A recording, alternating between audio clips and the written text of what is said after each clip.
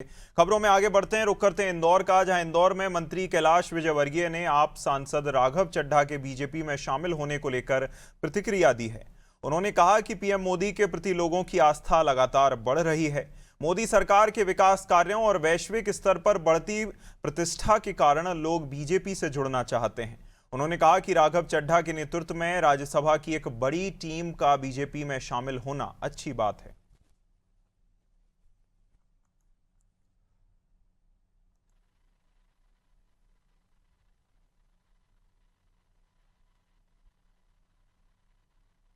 अच्छा है जी, मोदी जी के प्रति लोगों की आस्था बढ़ती है। और मोदी जी ने जिस तरीके से अपने पूरे कार्यकाल के अंदर अपनी छवि और देश में विकास किया है और विश्व स्तर पर जिस प्रकार मोदी जी का नाम है आज, तो आज हर कोई मोदी जी के साथ उनके अंडर में काम करना चाहता है। तो इसलिए मुझे कोई आश्चर्य नहीं कि एक बहुत बड़े राज्यसभा के सदस्यों की टीम आज राघव चड्ढा जी के नेतृत्व में भारतीय जनता पार्टी में सम्मिलित हुई है। और ये अच्छी बात है, आने वाला कल भारत के लिए बहुत अच्छा होगा, हमें ऐसा विश्वास है। पश्चिम बंगाल में पहले चरण के चुनाव में 152 सीटों पर बम्पर मतदान हुआ है। चुनाव आयोग के आंकड़ों के मुताबिक करीब 92% वोटिंग दर्ज की गई है।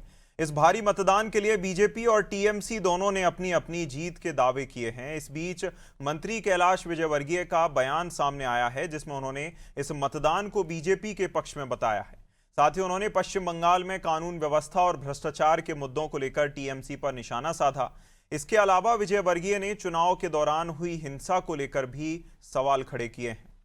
भारतीय जनता पार्टी की तरफ, क्योंकि वहाँ पर ममता जी के खिलाफ एंटी इनकम्बेंसी है और जबरदस्त एंटी इनकम्बेंसी है। वहाँ जिस प्रकार लॉ एंड ऑर्डर बिगड़ा है, जिस प्रकार महिलाएं सुरक्षित है, जिस प्रकार भ्रष्टाचार है, तो लोग अवसर देख रहे थे कि कैसे ममता जी को हटाएं, और ये अवसर मिल गया और इसलिए बम्पर वोटिंग हुई है।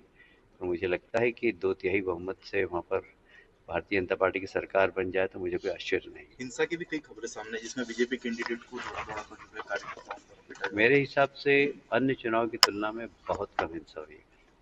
कल मात्र 10 जगह हिंसा हुई है। नहीं तो वहाँ पर पहले 4-4 राउंड में चुनाव होते थे, 4 राउंड में, 4 दौरे में, हर राउंड पे 40-50 जगह हिंसा होती थी।